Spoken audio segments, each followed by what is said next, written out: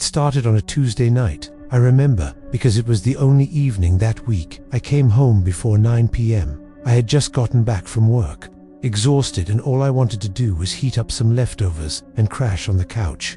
I live alone in a quiet neighborhood just outside of town. It's the kind of place where people leave their porch lights on, but never really expect trouble. My living room has one big window that looks out onto the small lawn in front of my house.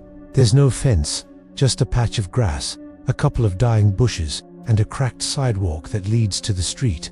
That night, after I microwaved my food and collapsed onto the couch, I didn't bother to pull the blinds all the way shut. I never do. What's the point? No one's ever around. I was halfway through my dinner when I saw it. A figure, just ... standing on the sidewalk. At first, I thought it was my eyes playing tricks on me. The lighting outside was dim, and the only illumination was from the street lamp at the corner of the block. But no, there was definitely someone out there. A man, standing still, facing directly at my window. He didn't move. He didn't wave. Just stood there. I sat frozen on the couch, spoon halfway to my mouth. I felt this weird chill crawl up the back of my neck. Not because he was there, but because of the way he was there. Silent. Still watching. After a full minute, I stood up and walked over to the window, trying not to look freaked out. I flipped the blinds shut and walked back to the couch, pretending everything was normal, but it didn't feel normal. A few minutes later, I worked up the nerve to peek through the blinds again. He was gone. I didn't sleep much that night. The next day I tried convincing myself it was nothing. Maybe some lost guy waiting for an Uber. Maybe a neighbor's visitor who wandered off. I didn't know most of the people on my street anyway. Still, I made sure to get home earlier. And this time, I shut the blinds as soon as I got in. I wasn't expecting him to be back. At 10:07 p.m., I heard something outside. A soft crunch of footsteps on gravel. I didn't move. I just sat there in the dark with the TV on mute. Then came a second sound. Something even more deliberate. A slow dragging noise across my front lawn, like someone was walking with heavy boots through the dry grass. I crept over to the window and gently parted the blinds with 2 fingers. There he was, closer this time. He was standing right on the edge of my lawn, maybe 15 feet from the window. His face was hidden in shadow, but I could tell he was tall. Too tall he wasn't wearing a jacket, even though the night had turned cold. Just a long-sleeved shirt and what looked like jeans. His arms hung slack at his sides. Again, he didn't move, didn't speak, just stood there, locked onto me. I backed away slowly, heart hammering in my chest. I didn't call the police. I don't know why. Maybe I didn't want to seem paranoid. Maybe I thought he'd leave again, and after about 10 minutes, he did. He turned slowly, walked back across the grass to the sidewalk, and disappeared down the street without a sound. That's when I realized he never tried to come to the door, never rang the bell, never knocked. He didn't want in. He just wanted to watch. By the third night, I was a wreck. I barely ate, barely slept. I kept every light off except the one in the kitchen. I figured if he couldn't see me, maybe he wouldn't come. But he came anyway. This time, it was earlier. Around 9:30 p.m. I heard the sound again. That same crunch and drag across the lawn. When I looked through the blinds, he was even closer. Right up near the window now. Not touching it, just inches away. His face was still mostly shadowed, but this time I could make out the outline of a beard and something weird about his jaw. It looked ... too wide, like it was slightly unhinged or pulled down too far. But that didn't make sense. I wanted to take a picture, but my hands were shaking too badly. I didn't want to move too much and give away that I was watching. He stayed for exactly 7 minutes. I counted, then he turned and left again. Always quiet, always slow. I finally called the police the next morning. I didn't report it as a crime. Just said a man had been outside my window a few nights in a row, and it was making me uncomfortable. They said they'd patrol the neighborhood, but unless he actually did something, there wasn't much they could do. That night, I went to a friend's house and stayed over. When I came back the next morning, there were footprints in the Dukover grass, leading straight to my window. Fresh ones, like he'd come looking for me, and he was starting to get braver. I didn't go to work that day. I called in sick, locked every door, and sat in my kitchen with a knife on the table in front of me. I'm not a paranoid person by nature. VE lived alone for almost 5 years without a single problem, but something about this man, it was different. He wasn't just some random creep.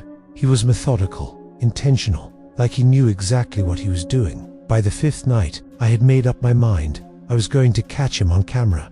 Not confront him, not go outside, just get evidence. I set up an old iPhone on the windowsill, camera pointed through the blinds with a small slit, just wide enough to see through. I used a time-lapse app, so it wouldn't run out of space too fast. I turned off every light except the hallway one, locked my bedroom door, and sat in bed, phone in hand, barely breathing.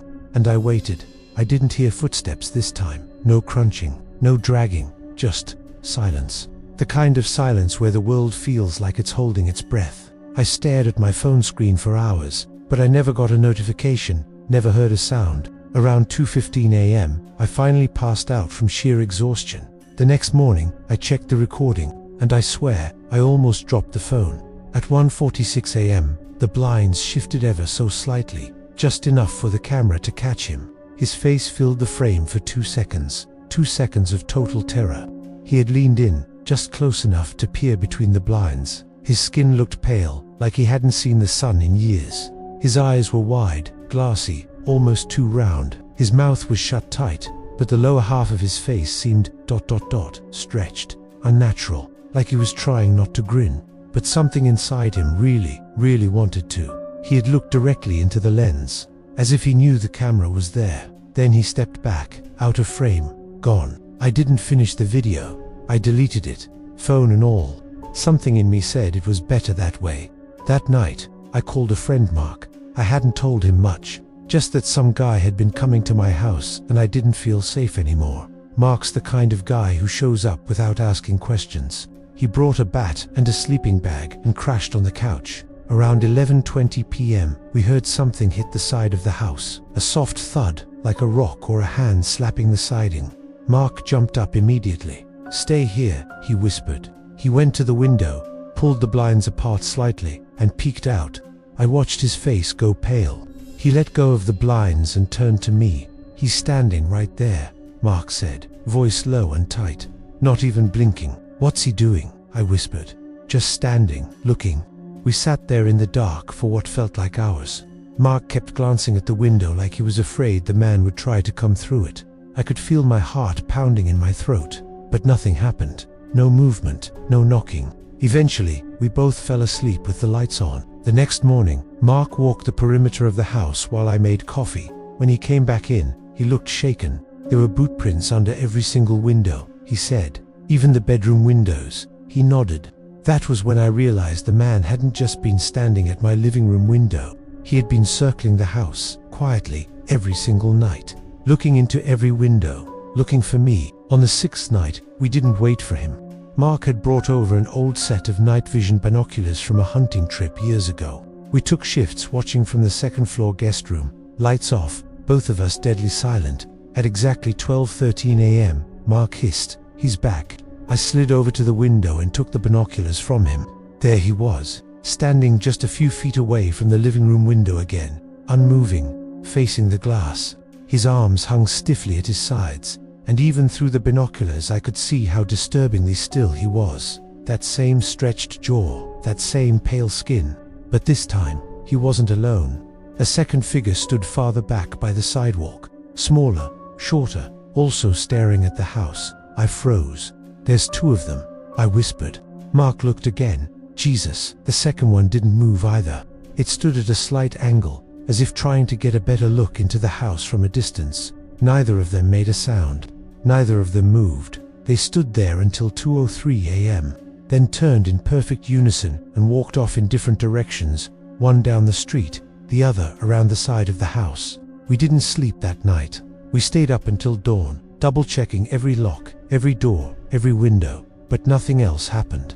That was the 6th night, and tomorrow would be the 7th. I didn't go to work. I didn't eat. I barely spoke. All I could think about was what would happen on the 7th night. What had started as a creepy figure at my window had evolved into something that felt more like a ritual, something deliberate. I couldn't explain why, but deep down, I knew that tonight would be different. Either he'd stop coming, or he'd finally do something worse. Mark didn't leave. He refused. He brought a crowbar this time and paced the living room like he was waiting for a home invasion. I appreciated it, but I don't think he understood the kind of fear I was feeling. It wasn't just about being attacked. It was something more primal. It felt like I was being studied, marked, as if the man outside was waiting for a moment. And tonight was it. We shut off every light in the house, boarded up the living room window with a spare mattress, and kept the hallway lamp on just like every other night, to make it seem like things were normal. Midnight came, then 1 silence. I started to think maybe he wasn't coming. Maybe whatever this was, it had ended. And then we heard it. A light tap, not at the front window, not at the door. It came from the back of the house. Mark and I looked at each other, frozen. Tap, tap, tap. Deliberate, rhythmic. Someone was tapping the glass of the bathroom window. I crept down the hallway, gripping a kitchen knife in one hand. Mark followed, crowbar raised. The bathroom light was off, but a faint glow from the hallway illuminated just enough. I peeked into the room. No one at the window, but the glass had condensation on it, like someone had been standing inches away, breathing against it. There was a single fingerprint smeared down the middle of the pane, and a word drawn into the fog. Just one word. Tonight.